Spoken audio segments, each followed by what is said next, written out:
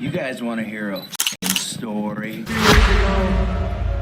when I lost my dad, I lost my love for the business. I don't give a damn what somebody in Stamford, Connecticut says I can call myself. He was with me for my first breath. I was with him for his last. My name is Cody goddamn Rhodes. For 3 years, my face has been on everything. I've got to carry the banner. I've been so damn lucky. And yeah, maybe some outside interests came my way. Maybe some infighting amongst the EVPs, but the truth is, if those guys don't know, let me let you know right now, I love them very deeply and I will forever be tethered to them. I've done YouTube prison before, and they know me as a partner. And they know me as a partner.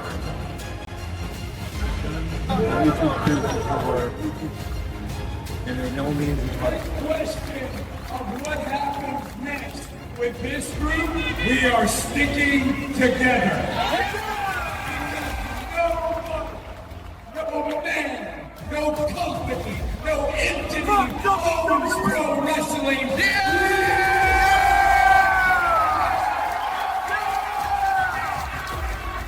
I said it was a personal thing that we just couldn't get past. Could you elaborate on what that is?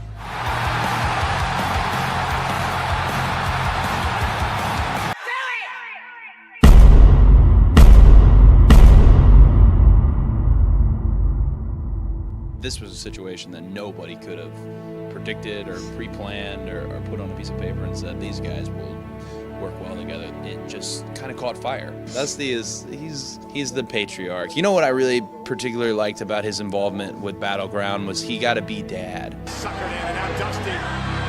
He didn't have to be Dusty Rhodes. Every few times Dusty Rhodes showed up, the people loved it. But, you know, I'm part of wrestling's, I guess, a royal family of wrestling. And I mean, the locker room spilled out with no prior knowledge to us. I mean, that's... I believe in the Rhodes. Look at this. I'll look back 5 years from now and probably consider that the highlight of my career, and I'm hoping to do tons of stuff. Consider that the highlight of my career, and I'm hoping to do tons of stuff. Highlight of my career, and I'm hoping to do tons of stuff. So, Cody Rhodes sucks. Damn. That was close to rock bottom. What was rock bottom? Cody stood at a crossroads, his compass spinning madly without the guidance of his father. The man who had always been his North Star was gone. But as Cody looked into that stardust suit, a painful reminder of the past, he knew he couldn't just follow in his father's footsteps. He had to forge his own path. But the question remained, how would he finish what his father had started? Came back to the curtain, and the crowd reactions were getting a little less for the Brotherhood. Just a little less. We had a really hot run for a minute. And the chief brand officer of WWE said, why don't you paint your face like your brother? Someone's face just... And there was nothing I could do at that point. That's what he saw. Pitched to me as a device just to get to me and Dustin breaking up and me being Cody, where I'd been kind of entitled legacy villain, where I'd been, you know, and growing as I got older and growing up in front of the audience. That's where it was supposed to go, or at least that's what I was told. And then it became, okay, no, you're gonna be Stardust. It's gonna be something totally different. And here's all this creative services who had never contacted me in my entire career with WWE. Now I'm getting all these emails and these looks, and I'm like, yeah, this is cool. And they're like, it's like a superhero, like a super villain in this case. I'm thinking, wow, this is in my wheelhouse. I love everything that has to do with comics. This is great. And then this for your entrance and this. But then the look selected was just Diet Gold Dust. I don't fear anything. I don't fear Vince McMahon. I don't feel Triple H. I go out there and play my music. That's it. And you pay for it, and I do my best damn job I can possibly do. They have it. A certain superstar decided to say, #walk over talk. For so long, I thought that Tactical Vest was just covering up his pot belly. To buy it. Oh. Grab it. Wow. Awesome. Awesome. Oh, I thought that Tactical Vest was just covering up failed drug tests. Much worse, it was covering up. You know, I could tell you all the great things about WWE, but there is, at the end of the day, WWE also didn't think I was top, and I thought I was top. They fire you. Nobody gets to quit WWE, and I wasn't going to have that. I talked to them both back to back, 4 weeks in a row. Meeting. So my last pitch, which is why I'd already had the concept art. Then the second time I had the gear made. I was ready to go. If you want Stardust to continue to do the honors for folks and be this departure for myself and all, no problem. But that's the cool thing is on the other show, let me do this. What was the idea? To do Cody Rhodes and Stardust because they were heading towards the brand split. And with our first pick this evening, we would like to pick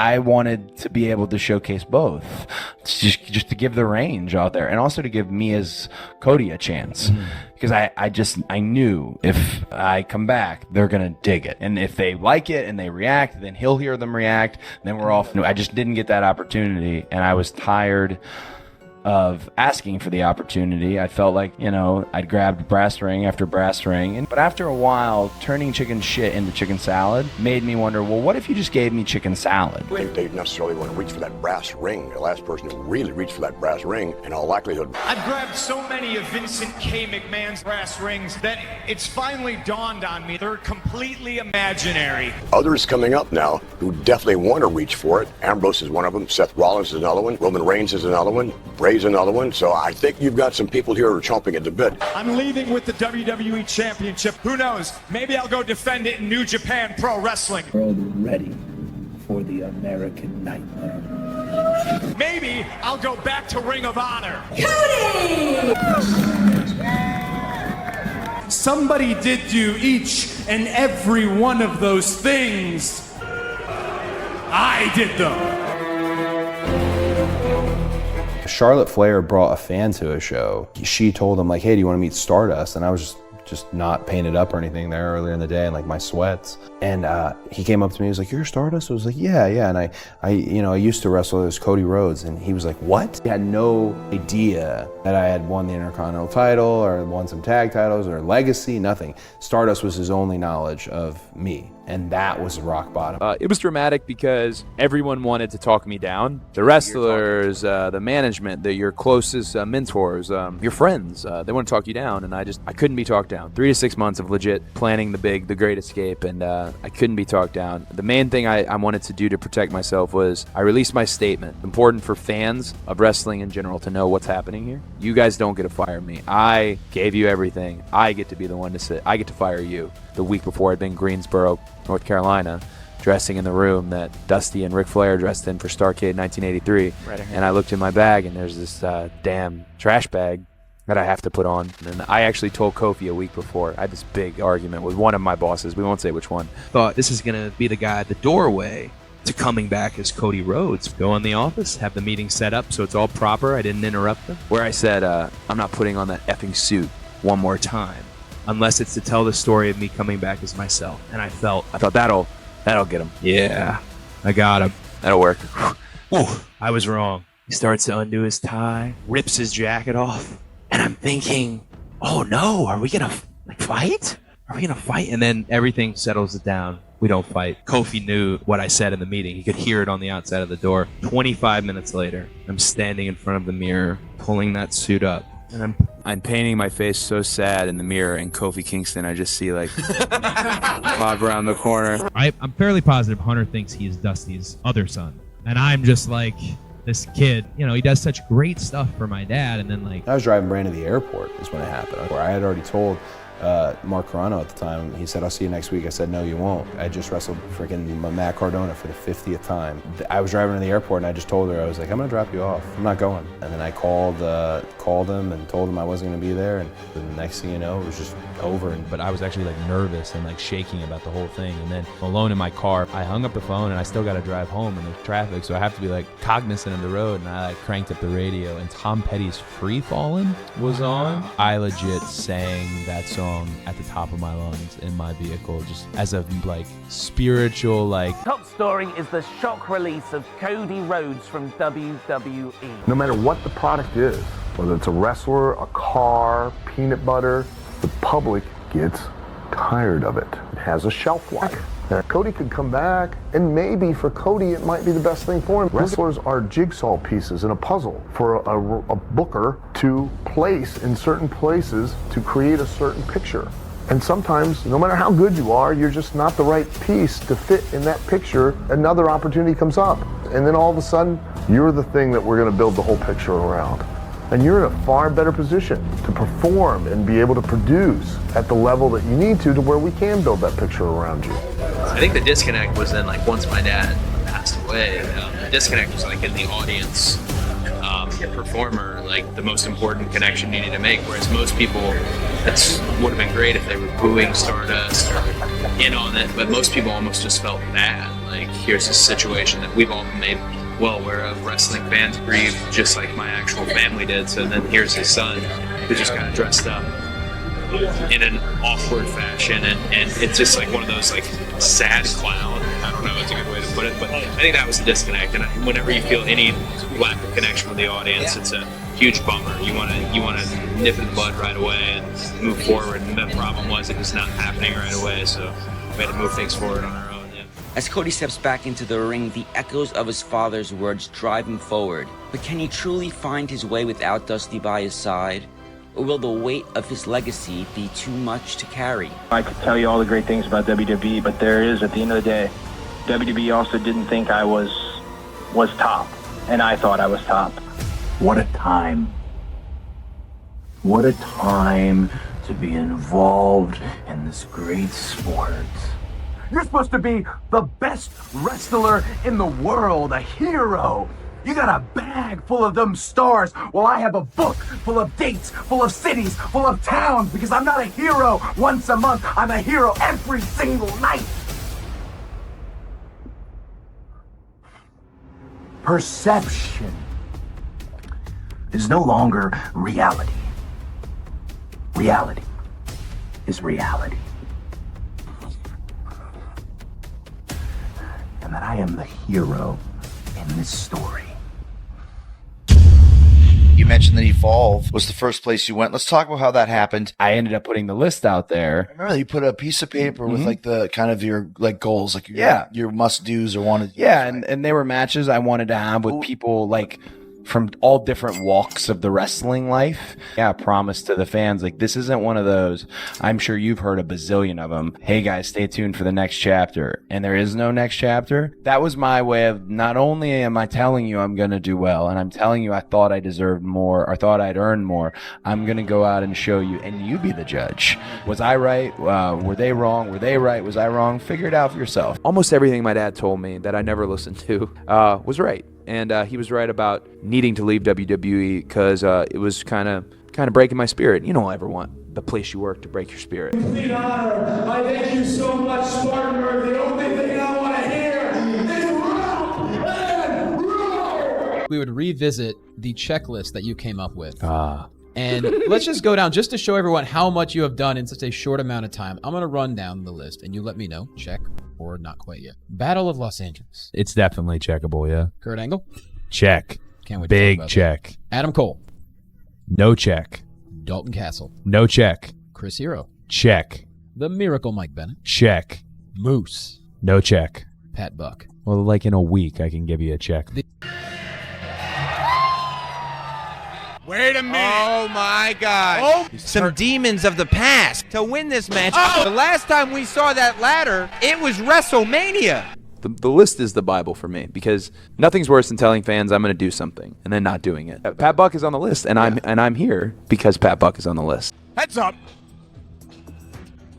Cody. Oh, no! Cody Rhodes pulled out from under the ring is being used against him. Cody. Oh, my God. No. That's it, folks. When they were in WWE developmental, this was the first match Cody Rhodes had. And as long as you guys continue to be good at WrestleCraft will be great tomorrow. How long that you've been on the independent circuit? A month? I think this is week 4. And what's it been like? Everything has been sold out or close to sold out, very flattering, and it's been really exceptional. Yeah. Are you going to be able to be Cody Rhodes? No, I cannot be Cody Rhodes on Evolve or Ring of Honor or wherever I go that is televised. What are your plans? Because, you know, there's lots of theories out there. People are throwing New Japan out there. I've read TNA. Walk a mile in his shoes. I learn more about me every day. My story is being written one step at a time. My future is decided by the roads that I take. I'm bound for a new adventure. Where I'm going, there is gold. There is glory, because for me, all roads lead to. Bound for...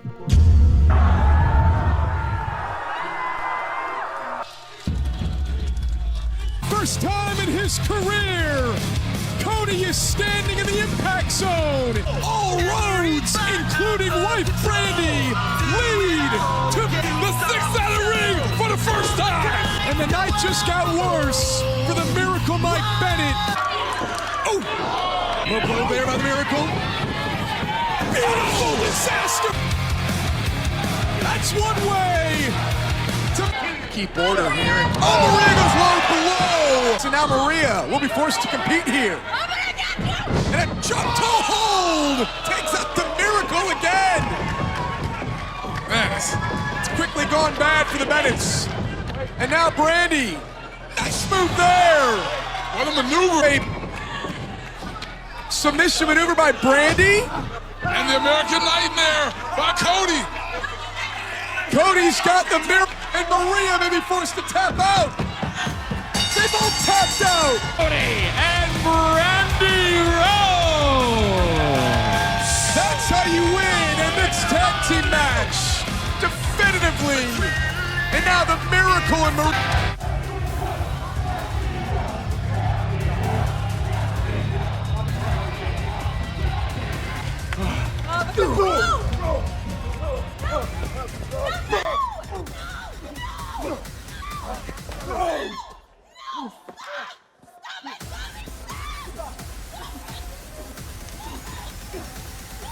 Not if anybody comes into my house without my permission.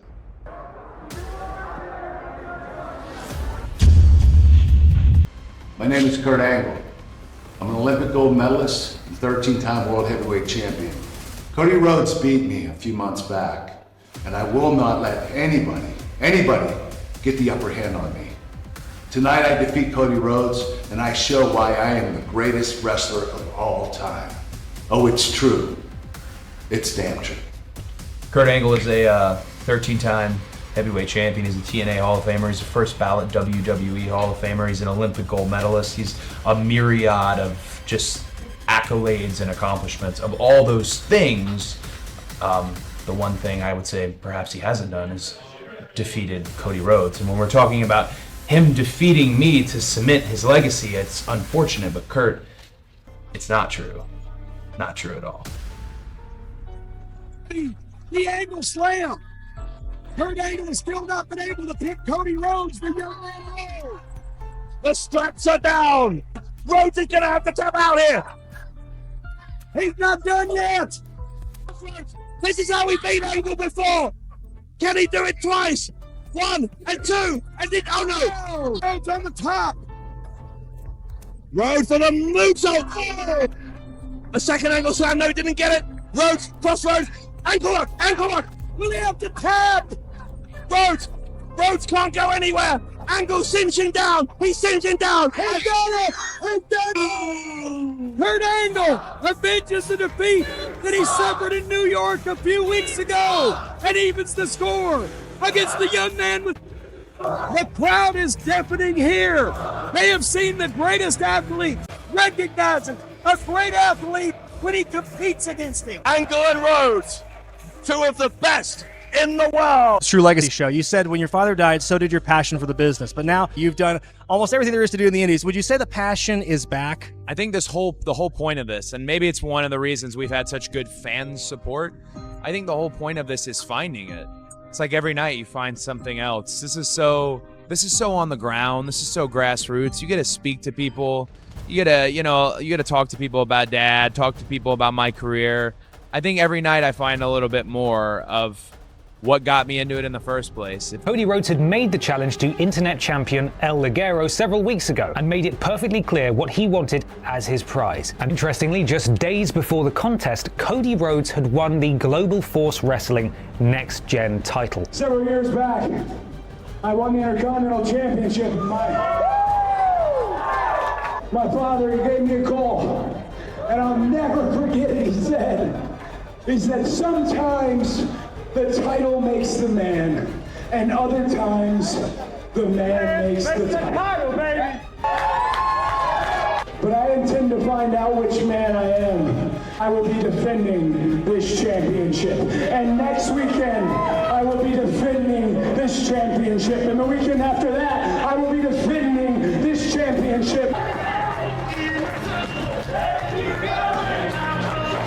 And was willing to put it up against the internet title in this match. And so we've come to the main event of Reloaded.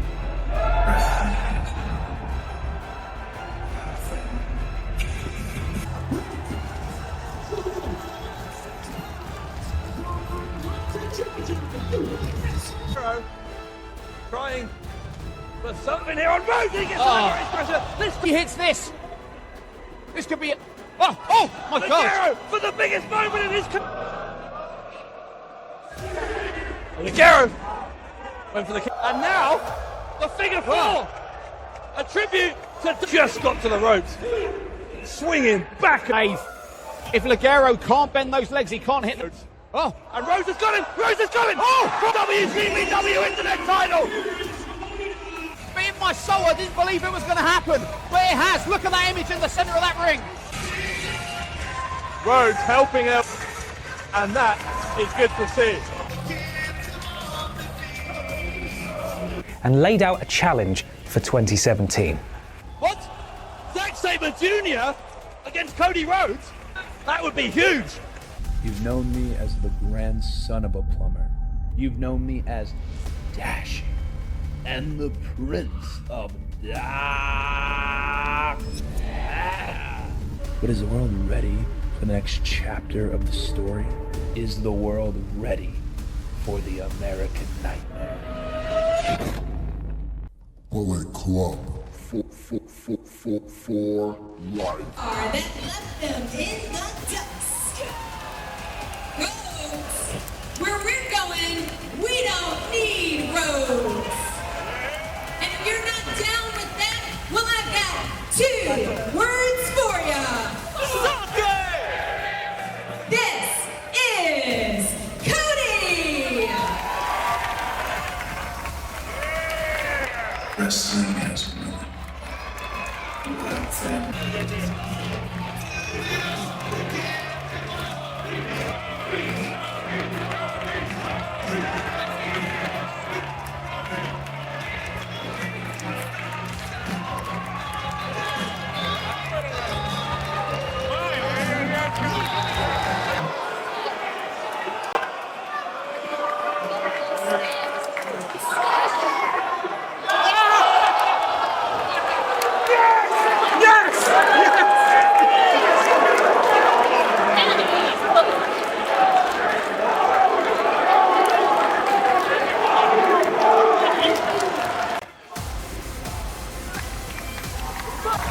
So the first Ring of Honor show I had was in Hammerstein Ballroom, and I've never wrestled in Hammerstein. And I walked in, and Gary Juster, who I've known since I was a child, is their market rep / legal department.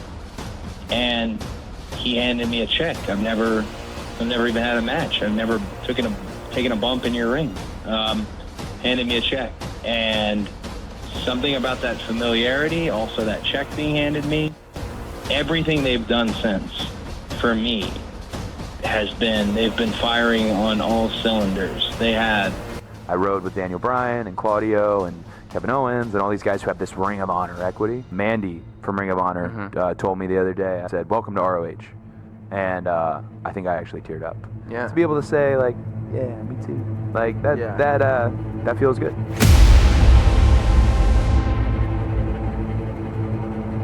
Cody Rhodes is there a plan for you to maybe go back to WWE one day? I mean, currently unlikely, but definitely never say never. This is incredibly sustainable. It's a great livelihood to be able to travel over the globe on your terms, and also I've kind of picked up a few guest roles in Los Angeles doing acting and not wrestling, and I want to balance the two.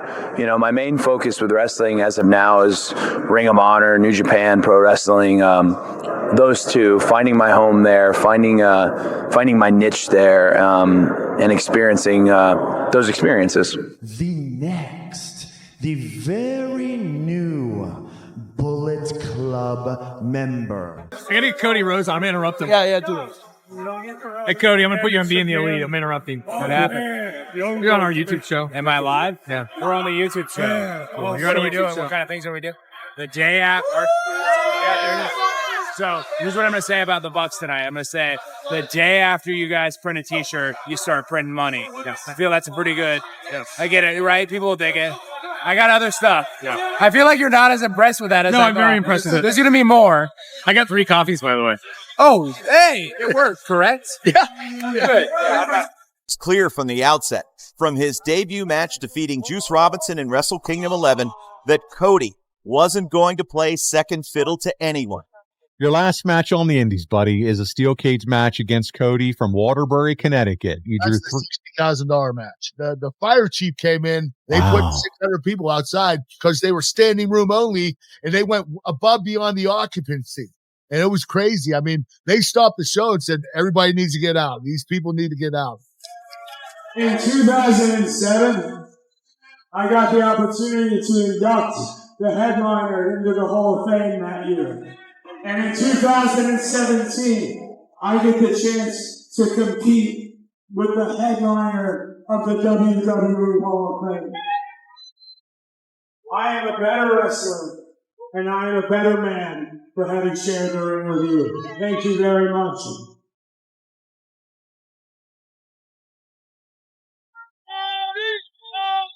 I want to tell you something. If you didn't notice, his boot said Cody Angle.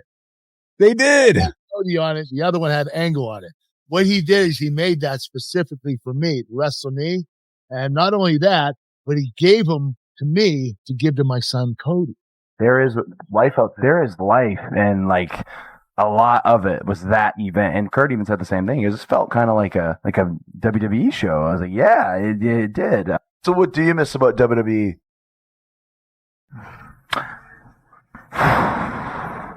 Nothing. WrestleMania, perhaps. But I was really impressed because when I went to Wrestle Kingdom, everyone said, hey, Wrestle Kingdom's a lot like Mania. And I'm thinking in my mind, nothing is like WrestleMania. Is that Tokyo Dome? That's the Tokyo Dome show. But then when I walked in there, I thought, no, this is a lot like WrestleMania, actually. So yesterday, you just fell down to the crowd. Oh, the old crowd surf. Yeah, the crowd surf, which for a minute, I didn't think they understood I wanted to go in, so they kept like shoving me back up on the stage kindly. But then they figured it out. It was actually some of the photos I saw. That's some of the coolest. It's the best way to put it. Every outing has been like this. I keep kind of waiting for the bloom to be off the rose, for it not to be cool anymore. But this whole world tour is unreal. And the look, they were the ones who. The first creative services, a really talented group of individuals. The first look, the first set of tights, the bomber jacket, all that. That was all their concept, and I thought it looked like $1 million, and just was so ready to have it. I had that gear ready for months, and I think as far as performance, I still don't know. I still don't know what my own thing is. There's a built-in element to me that people are aware of with my family lineage in this business. There's a built-in element with the history I had at WWE. There's a built-in element with how I left WWE. Writing on Twitter that the writers continued not to return my pictures or emails, and in face-to-face encounters tried to big league me by pretending to be on their clearly powered off laptops. In his tweet, Cody refers to 2 writers in particular, one pretending to be Brian 𝗉𝗠𝗧, and another who was too busy hitting on developmental divas. But he was likely talking about the head writers of Raw and SmackDown at the time, Ed Koskey and Ryan Ward. Koskey had been known for writing similar material to 𝗖𝗦𝗘𝗏, and Ward had just been promoted to SmackDown from NXT. Shortly after he announced he had quit WWE, he posted up a bucket list of people he wanted to wrestle, including Dalton Castle. I tell people all the time we are entering another wrestling boom, but it's not a ratings war. It's the accessibility of wrestling. You can love WWE, but you can easily watch New Japan. You can literally go onto New Japan World and you have English commentary. In an interview with Steve Austin on the WWE Network, Vince McMahon made a reference to talent reaching for brass rings in terms of getting pushes and making a name for themselves, something which allegedly became a running gag in the locker room. Cody himself made a joke about it on Twitter, writing, "I felt like I had a bag of those brass rings, and when it came time for me to cash them in, I find I can't do so." But what the future holds will be just as much a surprise to fans as it is to me. I'm actually competing in the G1 this year.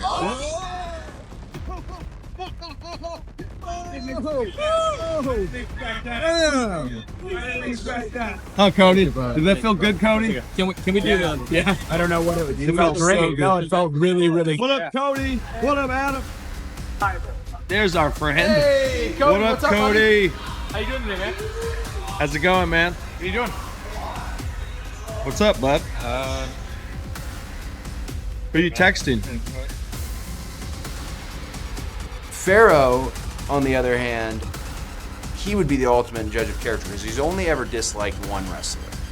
Oh, that dog is so cute, Cody. Yeah, that's. Wait a minute. Keep going. There's. Oh.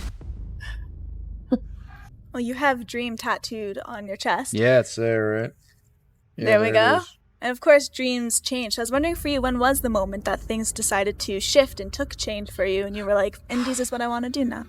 That's probably the hardest thing ever because I mean, my dream forever was to be the WWE World Heavyweight Champion. If you look, I'm the WWF Champion, the Winged Eagle. That was it. And I thought, no matter what, if I just keep going, I will absolutely get it one day. And then it got to a point, and that's why it's difficult, because it was either one, you know what, I give up on that dream, or it became that dream has changed because that title doesn't literally exist. You've been on a tear through the indie scene. You're popping up everywhere. Your momentum keep increasing and getting better and better. And now, obviously, some places you're a heel, some places you're a face. It's kind of incredible what you've achieved since you moved on from the WWE. It's like it's really bizarre that it hasn't like worn out yet. Maybe tonight's the night. In the time since we last spoke, when we last spoke, it was still about, the list and are you really not in WWE anymore? And this can't be true. And this is so weird that this is happening. I'm not. And we're now at the point where you're a legitimate journeyman wrestler. Kind of waiting for the bloom to be off the rose, for it not to be cool anymore. But this whole world tour is unreal. And these events are, I often think that people imagine WWE being so much bigger and so much grander. WWE is wonderful, but this by no means is shabby. This is serious. I mean, like, just when I walked out and saw that LED board, and then the way the fans are, literally, that's the first time I've ever had fans where they're touching the ring. Just a really just wonderful experience. And like I said, taking that break, being out there to kind of find myself, it's places like that happens. You got a lot of nerve, Buster. So if I said you're now officially an independent wrestler, that's the highest paid independent wrestler of all time. But you said how your goal since leaving WWE was to find yourself. So now that you've been doing some absolutely incredible matches since leaving WWE, do you kind of feel like you've achieved that yet? I think I've found Matt, Nick, Cody. Hey, buddy. How are you, man? Bringing it, man. Good to see ya. It's the first time I've seen you guys since New York. Pull it in. I think I found kind of a direction and found kind of a style that I want to get better at and focus on. I don't want to just be, very few people might understand this, but I don't want to just be a Memphis wrestler. And this is not a knock on Memphis wrestling, but I don't want to be a Southern wrestler. There's a evolution to our to the game, and I want to be on the cusp of it. I don't want to be behind,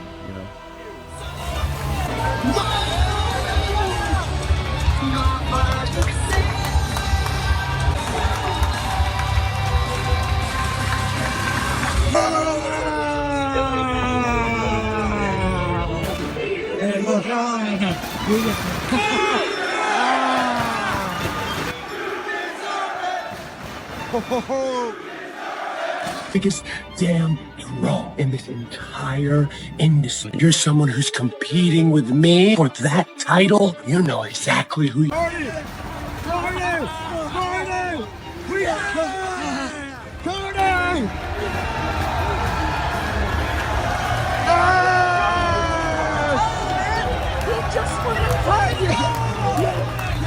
Cody! How do you Cody! How do you feel? How do you feel, Cody? You just won the championship! Rock the revival!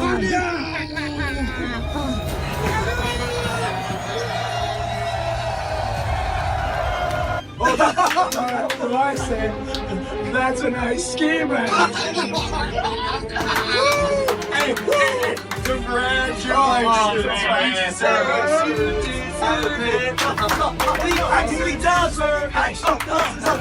That's the fucking picture.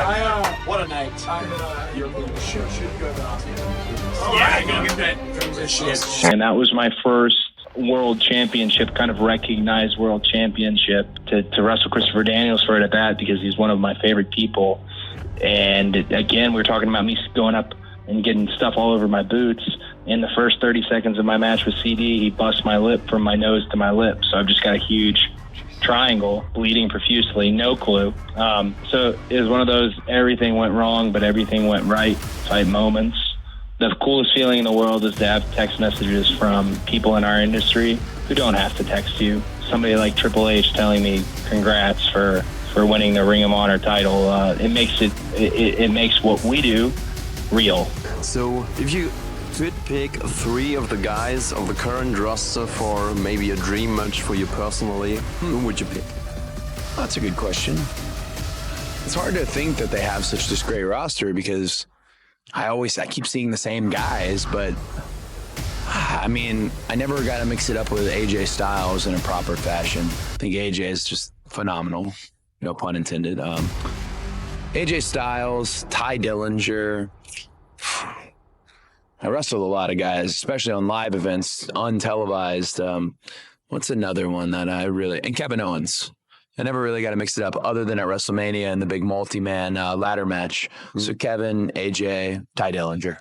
So one of the reasons it was difficult for me to move on from it was a lot of little kids that didn't know Cody Rhodes. So you're kind of letting them down. And I like when I see, like, there's a young man at the tournament the last 2 nights. You can see him in, when you watch it on demand because he keeps popping up on the apron. But I like making fans out of them, because I feel like if I let them down by leaving Stardust behind, maybe they can see something in me that they like just as much, And no offense to any of these guys, but we don't need guys running around doing and we don't need guys, acting like they're DX from, 15 years ago. We need original characters. We're trying to create something new here.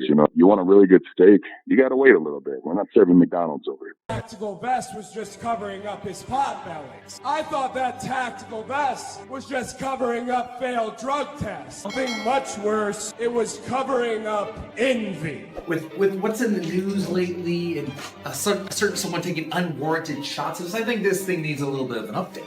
I noticed on your Twitter, steroid-free. Yes.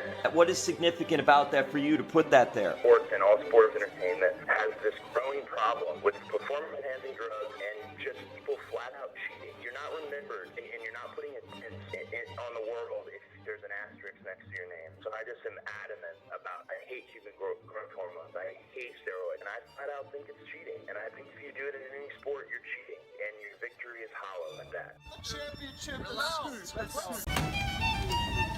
Good. You like the Revival? They're in the developmental brand. I don't know if you've seen I it. don't watch that much. I don't remember that much. You never remember the Revival? You wouldn't. Do you like New Day? Yeah, we all like New Day. Yeah, they're pretty cool. That NXT belt for Adam Cole, may he rest in peace. Yeah. I like Marty. Are you offended by the Revival? A lot of people when I posted that this was happening again, one of the top questions was like, "Hey, what do you think about the Revival?" Okay, so Revival, here's one thing. I took the Bucks side on this, and here's my logic behind it. Revival has had some absolutely bang up, amazing performances on these NXT specials. Right. Okay, the Bucks have these bang up, unbelievable performances almost every night. When you're in developmental, and this is not a knock on NXT, it's developmental because you don't get a check for live events and you're not on the road. That is why it's development. It doesn't mean it's less than. NXT is obviously incredibly, incredibly hot. It's super, super cool, and they do great things there. But when you have a month straight, knowing of your match, and you're in a school, wrestling school, for a month straight every day, that better be the best match anyone's ever seen. Whereas the Bucks show up with 2 hours and throw together the best match they've ever seen. All it does for me is just makes me want to see the guys wrestle. That I want to see. And that's the test. That's the difference when people are like, don't call NXT developmental. The difference is doing it every single night.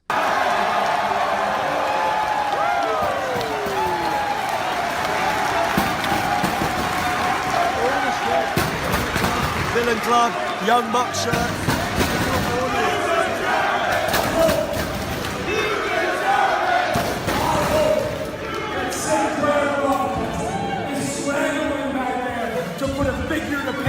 And while they're at it, they should grab the backbone and call Dusty Rhodes and New Japan Pro Wrestling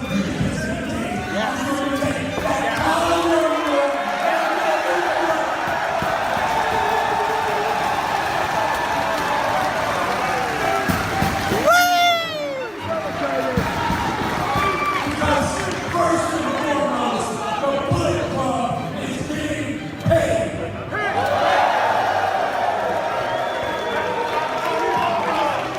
You can buy our shirts at Hot Topic, every single store in the world. Hot Topic.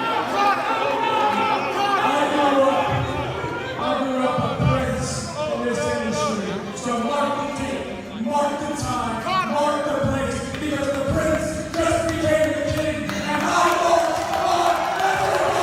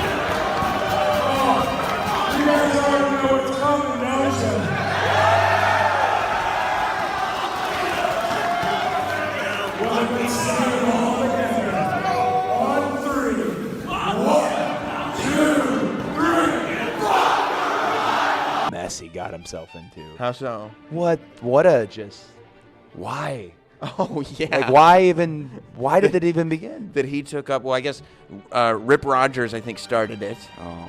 And he was kind of criticizing the way that the indie guys, the flippy floppy guys as they're known, and then Randy Orton decided to take Rip's side on it, I guess, and say, yeah, well, you know. Rip helped train Randy, and like with Cornette and Rip, because I like Rip's thought process around wrestling.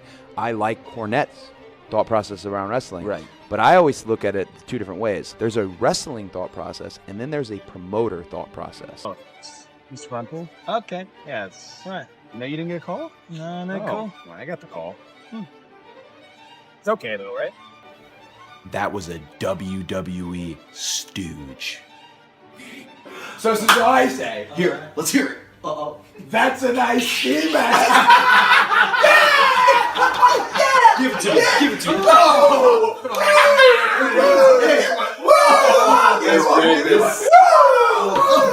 Why are you not laughing? Hey, who are you texting? Hey. Yeah. Yes. Kenny. Oh, why are you texting Kenny? About Women of Honor. He said to them know about Women of Honor. That's not very. Oh, hold up. What's up? Phone call. Phone call. I'm calling you now. Jeez. Hello? So this hour? Yeah. Who is this? Okay, why does that matter to me? Wait, who are you? Stays cool. What's going on? I'm sorry. One more time, please. I'm sorry. Are you out of your mind? Well, who's that? The hell was that? Why are you so serious? That was a WWE stooge. Get out of town. What? We just got our first cease and desist, boys. No. The term independent contractor really means independent contractor, and that's cool. It's not the brand that defines you, it's you that defines the brand. I hate that word. Exclusivity or restraints? Exclusivity. Why do you hate it? No one should be exclusive anywhere. Right. How would I define myself? The highest paid guy here with the longest line for autograph? No. As I have gotten older, I've realized my dreams are allowed to change. My dream in the wrestling business has changed a bazillion times. You can't plan it, right? It's like a really good wrestling match, if that makes sense. Talking about your dad, what's the best advice that he gave you for the business? I think the thing that inspired, that he said that always stuck with me was maximize your minutes. I don't know, there's so many things he said, but when he used to say maximize your minutes, it was because at the time in WWE, I wasn't getting a lot of airtime. I wasn't always, the one with his hand raised at the end, and he believed it didn't matter. You could still do something that made somebody go, oh, I really like that guy. With each step closer to his ultimate goal, Cody must ask himself, when the time comes, will finishing his journey bring him peace, or will it leave him more lost than ever? That's a big no-no. You should never say me or my wife's name. Tony should have told you that. Cody Rhodes isn't who you think he is. Tony Khan. He offered me a contract, and I said hell no. There was a good amount of people in management that wouldn't have minded if I slipped and fell hard on my face. He returned to WWE. Does not happen. Done the YouTube cruise before, and it only ends in heartbreak. Cody Rhodes leaving AEW wasn't just a major shock to the wrestling world. It certainly was a wound that was more gaping and painful than people realized. It provided a seismic shift. The last thing I did at AEW, no one really knows. The last thing I did was